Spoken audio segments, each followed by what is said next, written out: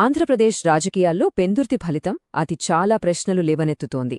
5 ఏళ్ల క్రితం పటిష్టంగా ఉన్న ఒక స్థానం చేజారిపోవడం వెనుక ఉన్న కారణాలేంటి? మనం ఈ విశ్లేషణలో కేవలం అంకిల్ని మాత్రమే చూడట్లేదు, ఓటరిచ్చిన తీర్పు వెనుక ఉన్న సామాజిక, రాజకీయ, చారిత్రక కారణాలను లోతుగా పరిశీలిస్తున్నాం. ఇది పెందుర్తి సమీకరణాన్ని విడమర్చి చెప్పే ఒక ప్రయత్నం. 1,10,000 ఈ ఒక్క సంఖ్య చుట్టూనే మన విశ్లేషణ మొత్తం తిరుగుతుంది. 2019 నుంచి 2024 మధ్య జరిగిన ఓట్ల మార్పు ఇది. ఒకప్పుడు 28,000 ఓట్ల బలమైన మెజారిటీతో గెలిచిన స్థానం ఇప్పుడు 82,000 ఓట్ల భారీ తేడాతో ఓడిపోయింది. అంటే మొత్తం మీద 1,10,000 ఓట్ల స్వింగ్. ఈ ప్రయాణాన్ని మనం అర్థం చేసుకోగలిగితే ఈ రాజకీయ మార్పు వెనుకున్న అసలు కథను ఛేదించొచ్చు. సరే, ఈ మార్పును స్పష్టంగా అర్థం చేసుకోవడానికి మనమొక ప్రణాళిక ప్రకారం వెళ్దాం. మన విశ్లేషణలో 6 ముఖ్యమైన భాగాలుంటాయి. ముందుగా పెందుర్తిలో వచ్చిన రాజకీయ భూకంపం తీవ్రతను చూద్దాం. ఆ తర్వాత ఈ భారీ ఓటమికి దారితీసిన కారణాలను విశ్లేషిద్దాం. తరువాత ఆ నియోజకవర్గానికి ఉన్న 46 ఏళ్ల చారిత్రక నేపథ్యం గురించి తెలుసుకుందాం. పక్కనే ఉన్న అనకాపంది ఇచ్చిన హెచ్చరిక ఏంటి? తిరిగి పుంజుకోవడానికి ఒక ఆచరణీయమైన బ్లూప్రింట్. చివరిగా డేటాను మంచి పాలనగా ఎలా మార్చాలి అనే మార్గాన్ని చూద్దాం. మొదలు పెడదాం. మొదటి భాగం పెందుర్తి రాజకీయ భూకంపం. 2024లో వచ్చింది కేవలం ఒక ఓటమి కాదు, అది ఒక ఊహించని రాజకీయ మార్పు అని మనం ఎందుకు అంటున్నామో ఇప్పుడు చూద్దాం. ముందుగా పెందుర్తి నియోజకవర్గాన్ని అర్థం చేసుకుందాం. ఇది విశాఖపట్నం, అనకాపల్లి ప్రాంతాల్లో విస్తరించి ఉంది. కొన్ని పట్టణ ప్రాంతాలు, కొన్ని పాక్షిక పట్టణ ప్రాంతాల కలయిక ఇది. ఇక్కడ రాజకీయాలను ఎక్కువగా ప్రభావితం చేసేది కాపు, వెలమ సామాజిక వర్గాలు. ఈ డెమోగ్రఫీని అర్థం చేసుకోవడం ఇక్కడి రాజకీయ సమీకరణాలను అర్థం చేసుకోవడంలో మొదటి అడుగు. 2019లో పరిస్థితి చూస్తే వైఎస్ఆర్సీపీకి చాలా స్పష్టమైన ఆధిక్యం ఉంది. దాదాపు 50% ఓట్లతో, అంటే 28,880 ఓట్ల మెజారిటీతో అభ్యర్థి గెలిచారు. ఆ సమయంలో అది తిరుగులేని విజయంగానే కనిపించింది. ప్రత్యర్థి పార్టీకి కేవలం 35% ఓట్లు మాత్రమే వచ్చాయి. కాని 5 ఏళ్లు గడిచేసరికి సీన్ మొత్తం రివర్స్ అయింది. 2024లో పొత్తులో భాగంగా పోటీ చేసిన జనసేన పార్టీ అభ్యర్థికి ఏకంగా 65% ఓట్లు పోలయ్యాయి. వైఎస్ఆర్సీపీ ఓటు షేర్ 50% నుంచి 29%కి పడిపోయింది.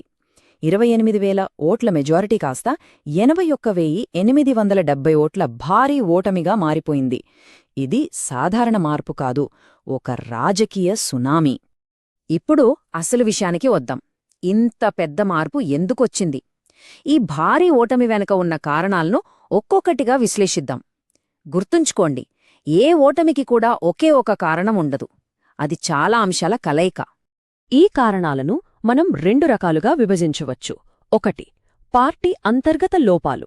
2. బయటనుంచి వచ్చిన ఒత్తిళ్లు. పార్టీలోని వర్గపోరు, ప్రధాన సామాజిక వర్గమైన కాపులతో సరైన వ్యూహం లేకపోవడం, క్షేత్రస్థాయిలో కేడర్ నీరసించిపోవడం, ఇవన్నీ అంతర్గత బలహీనతలు.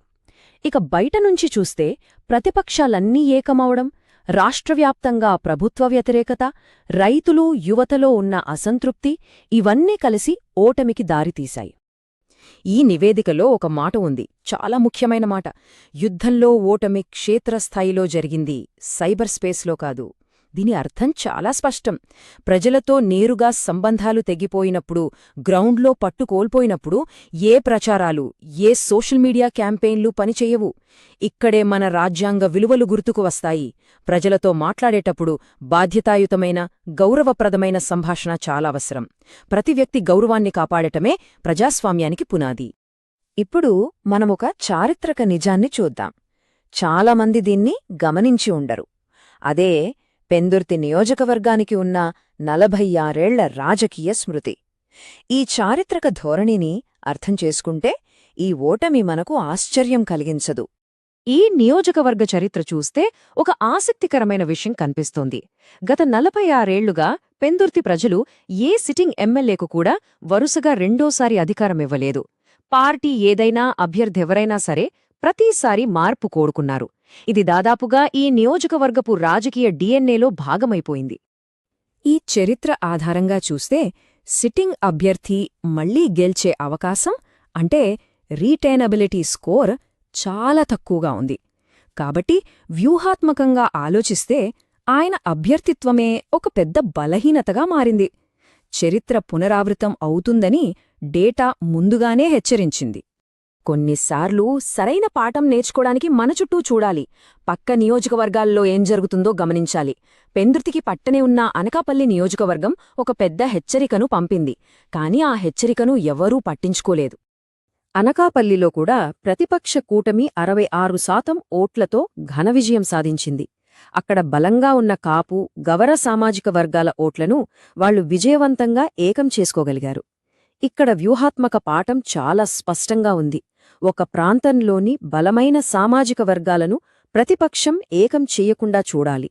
అనకాపల్లిలో ఏ తప్పిదం జరిగిందో సరిగ్గా అదే తప్పిదాన్ని పెందుర్తిలో కూడా పునరావృతం చేశారు.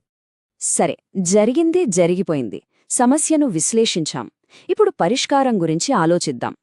ఈ ఓటమి నుంచి పాఠాలు నేర్చుకుని భవిష్యత్తు కోసం ఒక పటిష్టమైన ప్రణాళికను ఎలా నిర్మించుకోవాలి? ఇది డేటా ఆధారంగా తిరిగి పుంజుకోవడానికి ఒక బ్లూప్రింట్.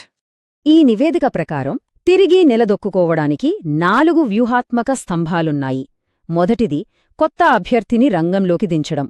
ఆ 46 ఏళ్ల యాంటీ ఇంకంబాండ్సిని బ్రేక్ చేయాలంటే ఇది తప్పనిసరి. రెండోది, పార్టీలోని వర్గాల మధ్య సయోధ్య కుదర్చడం. ఐక్యతలేనిదే గెలుపు లేదు. మూడోది, క్షేత్రస్థాయి ప్రచారానికి కొత్త ఊపిరివ్వడం. నాలుగోది, స్థానిక సమస్యలను గుర్తించి వాటిపై పోరాడడం. ప్రాప్తి ఓటర్ విభాగాన్ని చేరుకోవడానికి ఒక ప్రత్యేక ప్రణాళిక ఉండాలి.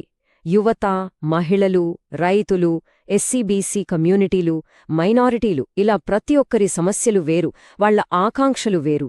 వాళ్లని చేరుకునేటప్పుడు వారి వ్యక్తిగత సమాచారం పట్ల అత్యంత గౌరవం చూపించాలి.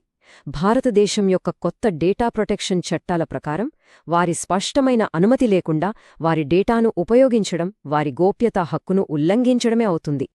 వ్యూహం అంటే కేవలం కాగితం మీద రాసుకునేది కాదు. దాన్ని ఆచరణలో పెట్టాలి.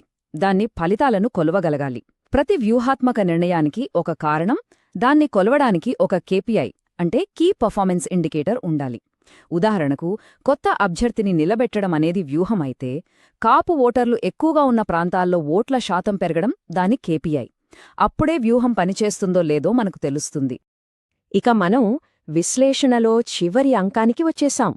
పాలన వైపు ప్రయాణం. ఎన్నికల్లో గెలవడం మాత్రమే అంతిమ లక్ష్యం కాదు.